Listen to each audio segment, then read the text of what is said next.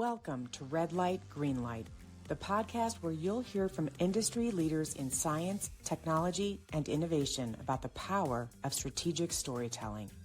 With decades of experience, our guests will share their own insights and real-world stories to help you avoid red light barriers and ignite green light solutions, from the Zoom room to the boardroom. In each episode, we'll corkscrew downward into the guests' personal experiences of challenge and success, highlighting strategies that turn complex ideas into clear, compelling storylines for stakeholders. Here is where expert minds share stories that shape the future. What's more, you'll walk away with tips to try immediately to drive the vision of innovation with your team. Here is where expert minds share stories that shape the future. What's more, you'll walk away with tips to try immediately that drive the vision of innovation with your team.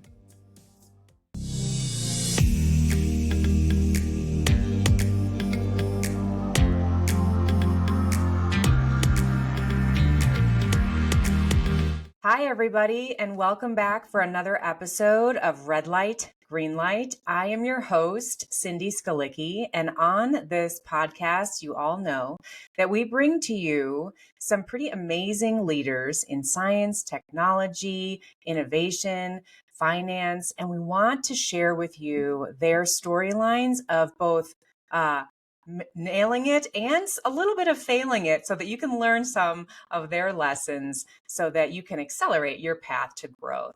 Today, I'm really excited to have with me a wonderful guest. His name is Bharat Maleg, and he is from Visa. He is the head of token provisions at Visa. And Bharat, welcome. Welcome to the show. Thanks for having me, Cindy. Yes, it's my pleasure. You have had a really interesting career path up to this point. We've talked offline several times, and I'm really excited for you to share some of that with our audience. So why don't you go ahead and let us know kind of where you're from, how you have come to the point you're at now with Visa, and just tell us a little bit about yourself. Of course, and I want to start off by saying, Cindy, it's always a pleasure to talk to you. Like you said, we've spoken a few times. It's always fun to talk to you. Thank Uh, you. so just digging into my background a little bit, as you would have probably figured out, I originally belong to India. Mm-hmm. And one sort of fact that I always start off with is that, I live in the Bay Area, and Mm-hmm. I'm of Indian origin, but I'm not an engineer. I'm not a software engineer or any kind of engineer, which kind Okay. of goes against, uh, most people's expectations, so to speak. Uh, Right. but jokes apart, I moved to the US about 3 years ago. So I've Okay. been at Visa for about 9 years, but the first 6 years out of those were spent in the India and South Asia business. Uh, Okay. and I was leading what we call as consumer solutions for that cluster, which is 5 or 6 countries that are in the South Asia cluster. And Okay. then in mid 2022, I moved here Okay. to join the token team, as you mentioned. Yep. And it was a change to move countries, to move roles, to be in a different and a new place. But it's been fun so far. I love And it. just before that, in terms of my career before Visa, I've Mm-hmm. been in financial services most of my career, I would say. Mm-hmm. I've worked at two banks before Visa. So I worked at Citibank Okay. for, I would say, 9 or 10 years, and Okay. at Barclays Bank, which is a British bank, Yeah. for about 3 years. So I Sure. did that, and yeah, that's been my Yeah. career journey so far. I love it. So, Bharat, with being in the finance realm and working for banks most of your career path, that tells me, and most people automatically, you are, an analytical thinker. You like numbers, you like problem solving, and these are some of the reasons you've stayed along this path. Would that be fair? It would be, but I would just like to sort of, I would say, bust a myth. Oh, Obviously, please. Bust. right? We like to bust myths. So, a lot of times when people think about finance, they think of, like you said, number crunching and, all of that, that's of course there. I would say finance is a little more than that, because the traditional definition of finance has been banking, and people sitting in bank branches, or corporate banking, investment banking, which is very hardcore, numbers and analytics led. Yeah. Hmm. But the kind of work that a lot of us do in, I would say, finance, fintech, payments, of Hmm. course there are numbers, but I think of it as, for example, what I do in terms of building products at Visa. Think of it as Hmm. what anybody else in the consumer products industry or in the tech industry is doing in terms of building products. So there, Yep. it's less about numbers, but more about Hmm. problem solving, like you said. So Yeah. you Okay. take a consumer problem or a pain point, and when I say consumer, it could be the final consumer, it could be one of our clients, which could be banks or tech Sure. companies and all of that. So you actually take a problem statement and you see how you can solve for that to provide a solution that works best for consumers. So that I love that is essentially what most product managers in any company or in any industry would do, right? So it's Yeah. less about numbers and a lot about problem solving.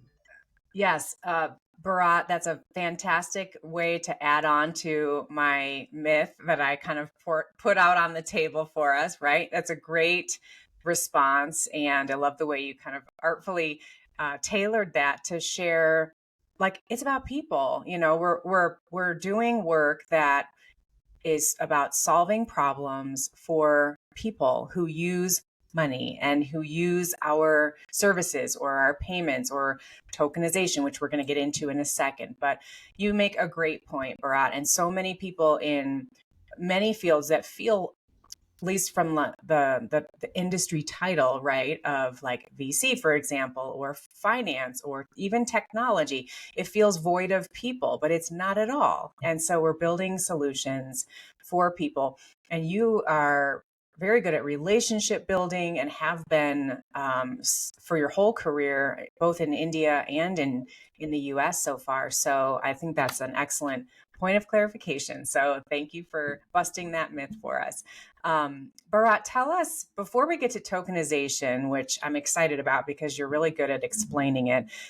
Before we get to that, though, I want to ask about maybe a person in your life who might have guided you toward something unexpected, surprising, that turned out to be great in the end, right? We all have like a person we can turn around to our past and point to that we're like, I'm really glad that person did that, said that, or was that for me because it helped me to grow into the person I am today. So, who is someone that comes to mind when you think about that?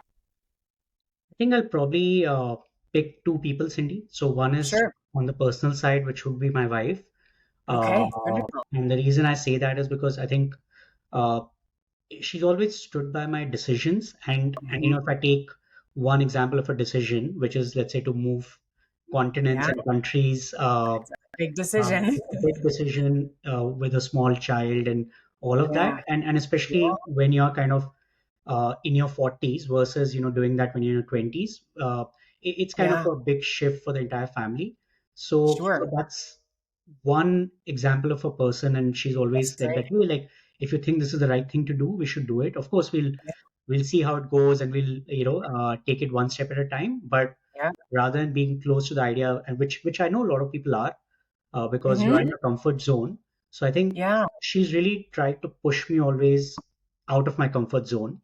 Oh, good. Wherever I I've like tried her. to be in the comfort zone, right? Like, because you stagnate in your comfort zone, to be very honest. Yeah. And Right. You get like lazy and you get fat, right. You get proverbially, right. You get kind of thick around the middle when we stay too close inside. So, and I think yeah, well, that's great. where at least like I also completely align on that piece is that uh, one thing I very strongly believe in, Cindy, and this is true for career as well as personal situations, is that unless you experience something yourself, you don't know Mhm. how it actually feels, right? So, for Right. example, if you decide to, let's say again, to example of moving countries, right?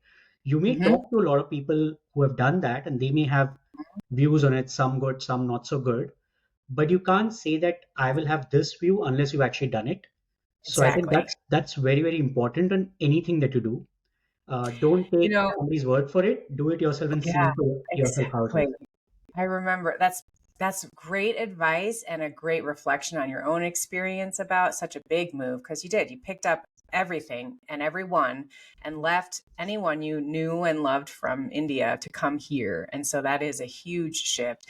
Your story reminded me of uh, a nudge I gave one of our daughters once about, trying out for the softball team at school. And she wasn't sure she wanted to do it because it would mean playing for a bigger high school nearby. And I said, I know you don't want to, but I need you to do it just for 1 year and one season and just see what happens because you can't make an informed decision right now. You haven't tried it. Yeah. And so once you try it, then you have all the credibility to say to me, Mom, I don't want to do that anymore. I tried it and I don't like it. But you might try it and you might love it. And that's what we have to find out. So, yeah, that's a great piece of advice. Yeah, love it. And then Well, go on the ahead. career side, obviously I've had multiple mentors who guided me in terms of Sure. decisions. So I wouldn't pick one person there, but it has been multiple people who sort of gotten me to the stage that I am at. Wonderful. Well, and it's always a great reminder that when we choose people who have shaped us, we can also remember that we are shaping someone right now in our lives and with our own teams. It doesn't even really matter where directionally we can influence anyone in life, right? We can influence our leaders above us, to the side of us, downstream. There's no reason that we can't be influenced and positively impacted by people, no matter where on the org chart they fall, right? And so it's always good to remember our presence and our ethos matters. And so we want to be that great example to others as often as possible because we're all human and we make mistakes and we have bad days. So that's just the way it goes. So, well, Bharat, let's walk into the tokenization piece. And I'm just going to have you start like a kindergarten level for me, okay? Because some of our listeners might not really know a lot about tokens and tokenization. Some of them might, but give us a refresher on kind of what are we talking about here when we talk about tokenization? And let's just define it at first, and then we'll get into how we interact with these as consumers. Awesome. That's again a great question. And you could actually type that into Chat GPT and say, tell me about tokenization as if I'm a 5-year old. So let's see Yes, how the Chat GPT answer might compare to what I'm going to talk about. I'm going to look at both. No, I'm just kidding. So as a consumer, I think let's start from from the start, like you said. All of us use some sort of digital payments, right? Like whether we use Mm-hmm. credit cards or wallets Yeah, or all of that. So I think one of the biggest things that everyone today is concerned about is the security. That hey, security. if I use my card somewhere, can my details be stolen? And then what happens if my details are stolen or what have you, right? So Yeah, identity theft, right? I mean, identity essentially, theft. that can Exactly, happen too. exactly. So if you go back maybe like 10 or 15 years ago, cards were still around at that time, like credit cards, debit cards. But a Sure. lot of people were worried about, let's say, saving your cards at a merchant's website because Mm-hmm. you might be worried about, hey, what happens if the merchant's website gets hacked and like all the card details are stolen, right? Yeah. So essentially, in very, very simple terms, what a token is actually, I would say, an encrypted value of your actual card number. Okay. So think of it as Yes. a 16-digit number, which is not your real card number. So Mm-hmm. what that means is that when you're actually as a consumer using tokenization as technology, your actual Mm-hmm. card details are never getting viewed by anyone. Neither Okay. do you save it, nor when, for example, it's in transit during a transaction. So your actual Mm-hmm. card details is never getting carried to anyone. So that is Okay. in very, very simple, high level terms what tokenization is. It obviously has more nuances in terms of, how it Sure. has domain controls and more security and so on and so forth. Mm-hmm. But the very, very simple definition is when you actually, for example, tap your phone using Mm-hmm. Apple Pay, Google Yeah. Pay, Samsung Pay, Apple whatever, Pay. right? Mm-hmm. At Starbucks to purchase a coffee, Mm-hmm. your actual card details are not going anywhere. The Okay. token is See, what is actually being used, and that is very, very Yeah. safe compared to actual details being exposed. Well, I love this, and I want our audience to like take that in all the way, because I don't think that I might have missed a memo, Bharat, but like I never knew this, right? This feels good to learn, right? Like that my card number when I buy a book at Amazon or a coffee at Starbucks, like I just did a couple of hours ago to meet somebody, it's not being captured as my card number. It's being basically secretly coded, right, into a 16 digit different code. Um, I don't know if you have newspapers like this in India, Bharat, but when I was little, we used to play the newspaper games where you had to try to figure out the code of letters, Yeah, like they would mix it up for you, yeah, right? And so yeah. you'd have to figure it out. And I love those games because I love puzzles. But it sounds like that's what's happening. Um, did I miss a memo? Is this something that is widely known amongst the public, or should it be more well known, or what's your take on that? Because I just, this is great to know. That's a great question, and I can tell you, I don't think you missed a memo. Um, Okay, good. so the reason I'm saying that is this technology has been around for about, I would say, 10 years now. The first Okay. application of this technology was with Apple Pay, and so it started off with mobile tap to pay with Yep. likes of Apple, Google, and Samsung, and then it Mm-hmm. moved on to the e-commerce world with merchants like you mentioned, Amazon, or it could be Netflix or Mm-hmm. Best Buy, Hmm. all of that, right? So Right. so it's actually been around for, like I said, close to 10 years, but Okay. the ecosystem knows about it. When I say the ecosystem, Mm-hmm. banks or issuers know about it, merchants know about Sure. it, digital wallets know about it, and they've been using it very, very uh, aggressively. But Mm-hmm. as consumers, for consumers rather, we haven't really done like a mass outreach and said that, hey, Yeah. do you know that you're using tokens when you tap to pay at Starbucks, or do you Yeah. know that when you save your card at Netflix, it's actually a token and not an actual Maybe it's real just card? sort of, yeah, maybe it's kind of known by now that things are safer, and do you think that's like just more, this might sound like, is there more trust just in terms of having done this enough now that there's, we've gotten used to this? For example, my mother-in-law, I remember there was so much nervousness at first about buying Christmas presents, for example, using her card through the internet. She calls it the interweb. And it was scary at first for everybody, but now we're so used to it that we just make maybe assumptions that it's just safer. And then, on the other side of the coin, no pun intended, we hear about occasional times where securities are getting hacked or they're getting, jostled. And that's a scary experience for organizations, banks, or people. And so there's sort of that juxtaposition. What are your thoughts on that, Bharat? You're absolutely right. I think the technology and the whole payments ecosystem is far more secure than it was, let's say, 10 years Mm-hmm. ago. At the same Mm-hmm. time, there are a lot of bad people out there, the fraudsters, Yeah. and, Yeah. and these fraudsters are constantly trying to figure out new ways to get into the system and figure out hacks. So I would say for us as well as for the industry as a whole, Mm-hmm. fraud is obviously a big challenge. Yeah. Huge thing. It's Mm-hmm. something that you have to constantly be one step ahead of, Yeah. because I don't think any of us can say that, hey, like we've now done away with fraud and everything is good here. Yeah. So I would say it's a Finish constant that, battle. all done. No. So I think everyone has a role to play in that. And when I say everyone has a role to play in that, as consumers also, Mm-hmm. all of us have to be much more vigilant, much more aware of what we are Yeah. doing. So, for example, we all get those texts saying that, hey, you haven't paid your toll, or Yes, I just package. got that last Yeah, week. exactly, right? Like, there's a package waiting for you, and click here to get the Mhm. package or whatever, right? Like, so I think So uh, bad. Mhm. we all have to be equally vigilant as consumers, because I think the banks are doing the bit. They're sending out communication consumers saying, do not fall for these, do not Yeah. share your password with anyone, and all of that. Right.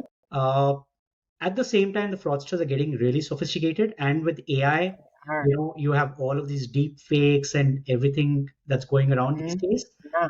I don't think any of us can confidently say that, hey, like I work in this industry, I will never be, caught by this. That's Compromised. yes, Mm-hmm. yes, because you don't Mm-hmm. know where what will hit us, and therefore, as an Mm-hmm. industry, as consumers, I think all of us have to be very, very aware, follow some very Yeah. commonsensical steps that we should, and then, of course, like Mm-hmm. as a member of the ecosystem, we are doing what we can every day to figure out Mm-hmm. that all our consumers Yeah. are safe, and we don't get compromised at any point in time. Yes, and it makes your work, I suspect, it makes you probably feel like, I really don't think I will ever be able to totally rest on my laurels about this, right? And kind of sit back and say that I've figured this out. So that's actually a good segue into the next section I want to ask you about, Bharat. We talk on this show about red lights and green lights in a couple of different ways. So you've done a lot of leading and problem solving and presenting, both informally and formally. And so when it comes to your world, your industry, and even just tokenization, if we really niche down, as a communicator, and I would argue you're a quite skilled communicator, Bharat, what are some of the like red lights that you've observed in other people's presentations or presentation styles, and maybe some that you have hit, some of the risks around or maybe barriers to really making sure your presentation message lands? I'm imagining like maybe one day you've got to present a new strategy or a new product line to your vice presidents or the board or something, these types of more formal presentations where you need buy-in. You need maybe more money, more people on this role. What are some of the behaviors that are red light behaviors in your world? That's again a great question, and I think I'll try and talk about some of the things that I at least personally believe in, and some of Yeah, them. please. So, and then the opposite of that would be the red light, right? Like Yep. what you should not do. So, I think first Okay. and foremost, for any formal presentation or meeting, it is very, very important to prepare hard. I think there's no Yes. substitute to preparation. Mm-hmm. Everything else that happens after that could be controlled to some extent, but if you're not well prepared, that's a red light, right? Like you can't just walk Right. into a meeting like this without knowing your numbers, knowing your stuff. Yeah. Uh, Right. and especially with senior executives, like one wrong number that you quote could sort of derail the entire presentation of the meeting. So Well, and that's number one. that'll nick your credibility, right? If you have the wrong numbers, they'll know, and then your credibility goes down. So, red light is low preparation or not enough, and green light is, be prepared, and that'll help you get to the green light. Okay, go ahead, keep going. The second point is when you're speaking or when you're presenting, I think one is very tactical, is what I would say. Mhm. One is that you should never read from the slides. The slides are up there Amen. for everyone to see. So I've Yes. seen like some people actually like reading word by word what's on the slide. We should never do Yes. that. Oh, So never do that. either keep the content little on the slides, or if it's a lot of Mhm. content, then you don't have to read. Like you just summarize what you're trying to say, right? Right. uh, Right. which is also linked to the second point, which is that I think less is better to a large extent in some of the Yes. meetings. You should be crisp, concise, and that's where like what you're trying to get to in terms of point or in terms of what you want should Hmm. should come up first, instead of giving a huge prologue and then sort of Right. getting to the point. So that with executives is very, very important. Right. They don't have a lot of attention span. They've been in 10 meetings before they got to yours. So it's like get to it, right? So we need to like hook them, orient them quickly, and then get into the reason we're all together and what it is we need to do and the proof behind that idea, which is our how-to model and how it's kind of articulated. So yeah, I love that. Are there any I have a question, but I want to ask if I there's have anything one else more. in the red. I Yeah, have go one more. ahead. Please. Which is the final one, which is that I think all of us go into that particular presentation or meeting with something that we hope to achieve, right? Like you said, it Yeah. could be a budget, it could be uh, Yeah. alignment or whatever. Uh, Hmm. Being a very, very good listener is very important.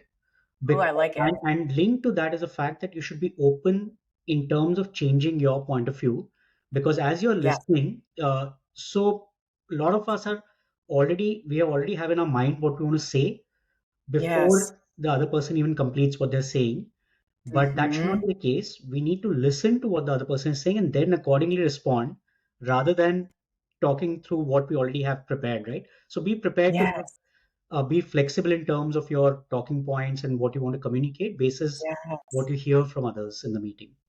Oh, I love that. And if I could just extend that one more thought, Bharat, for our listeners and viewers, I think that's so important. And here is a quick kind of example of how you can actually increase your credibility when a leader asks you to think of something in a new way and you accept that and even potentially change your path to what you had originally Yes. thought. So if you're in a presentation, right, and a vice president says, you know, Bharat, have you ever thought about including this segment or whatever, have you ever thought about doing XYZ?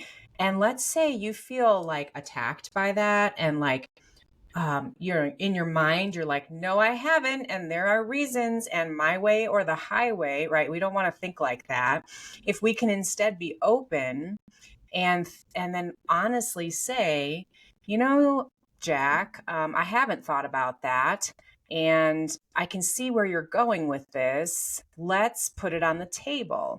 You've just gained all kinds of credibility by honoring the thought that is probably valid to explore. And then guess what? Your idea is not shot to smithereens, it's just been iterated in the moment. That's right. Right. And that is powerful because now you've definitely got that vice president's buy in already because his little idea has been sprinkled on to yours. Right. And so don't be afraid, my friends, to pause and acknowledge, I didn't think about that, but I kind of see where you're heading. Things like this can really help you be viewed as an open-minded leader and all these things. So I love that part about listening. That's a great nugget. Thanks, Bharat, for bringing that in. That's great. Um, Bharat, quick question around the presentations part of things, and then we'll kind of we'll wrap up here. But in your organization, and just I know that in a lot of like these large organizations, oftentimes there's a pre-read that goes out, a pre-read slide deck before the regular presentation goes out. And this is a question I get a lot. Like, Cindy, do I present the pre-read because it's so wordy, right? I mean, it's basically a document on a PowerPoint presentation, or do I adapt it? Like, what's your experience generally speaking? Is there kind of a theme there for you internally? Yeah, that's a great question again. So I feel it's always important to have a pre-read, especially Mm-hmm. from executives. So to send them something before the meeting, and you have to send it in advance. If you send it 2 minutes before the meeting, Yeah, that's not that's helpful. not very good, Uh, uh, right? but to your point, ideal is to have, I would say, two versions, because like you said, the pre-read or the briefing note is more detailed. Yeah. So that's obviously something which is meant as a pre-read, so it is meant to be Mm-hmm. more detailed. And what you actually present in the meeting is less detailed, because you could Mm-hmm. always refer to the pre-read during the Right. meeting, but the Right. presentation should have it should be comparatively less words, and it's more of a Yep. conversation, because you go into the Right. meeting and say that, hey, like, I know you might have read the pre-read, so therefore let's get Exactly. into what we actually want to discuss. So ideal would be to have like two versions, one which is more detailed Mm-hmm. for pre-read, and then a presentation for the meeting which is more for conversation. Yes, that's great. And what you're hitting on is the need to address that from the beginning with everyone in the room by saying something like, I know everyone has probably read some or all of the pre-read before coming today. So here's how I would like to spend the next 30 minutes. I mean, that is gold right there. That one sentence acknowledges, that you sent the pre-read, that you think they read some or all of it. You're giving them like this out if they didn't read much of it. And then you're telling them how you want to spend the rest of the 30 minutes. The other thought I've shared with a lot of leaders who have adopted this when it comes to these pre-reads is you can send out the pre-read, but then when you present it in the meeting itself and you're live, that's when you can drop in like a slide 2 that has kind of this full image of that tiny little storyline slide Mhm. about your end consumers and what you're really trying to do here. What is the vision? And then slide 3 is kind of the old slide 2, if that makes And I sense. think, So however, what I would like to say is that I think it's very important to have a visual aid in yes, your meeting, because if there's yes, no visual aid, it's difficult to anchor people to something. So right. that is also important rather than a meeting where there's nothing, you're just Hmm. talking. Yeah, exactly, exactly. Well, Bharat, with our last couple minutes here, I would love to hear your personal viewpoint on what's ahead, in the tokenization space in the next 6 to 12 months. Are there some trends that you're seeing or you're watching in your space that get you excited? What's kind of on the horizon for you right now? I think it's exciting times ahead. It's really exciting Yeah. times ahead. What we're seeing in terms of just a couple of things, because we're out of time, would be how do we actually leverage AI, Yes, of as course. consumers are also building their uh, purchase decisions with AI. Yep, So how do we that's work true. with that? Hmm. And in AI is everywhere, but I'm sort of talking about the narrow use case of Yeah. purchase experience and all of that. So I think that's Hmm. one which is very, very important. And the Hmm. second, like we Yeah. touched upon a few minutes ago, is how do we actually stay ahead of fraud, to Yes. ensure that our solutions, our products are continually Yes. perceived as being safe, secure, Hmm. frictionless, convenient. So I Yep. think those two are big, big priorities. And of course, Yeah. we want to tokenize everything. So that's, Yep. the Yep. overarching goal for us. Yeah, fast changing world, fast changing space that you're in. And I learned a tip from you, which is, sounds simple, but bears repeating. Never share your passwords and change them often, is what I've also heard to do as well. So, Bharat, this has been such a pleasure. I'm so grateful to you for spending a little bit of time with me here today and with our audience to share with them some of your, advice and some pitfalls you've seen and some success strategies that you've implemented personally, and just to hear about your journey to the US and, a little late, but really welcome to the United States. It was And talking to you, Cindy. Thank you so much for yeah. having me. You're so welcome. Everybody, thanks for listening and watching. It's my pleasure to bring you leaders just like Bharat every single week on Friday mornings. We drop a new episode. In the meantime, between now and the next drop, please go out there to your audience of one or many and see what you can do to put these strategies in place to get your audience from the red light of risk to the green light of go. That's it for today. Thanks, everybody. Bye bye.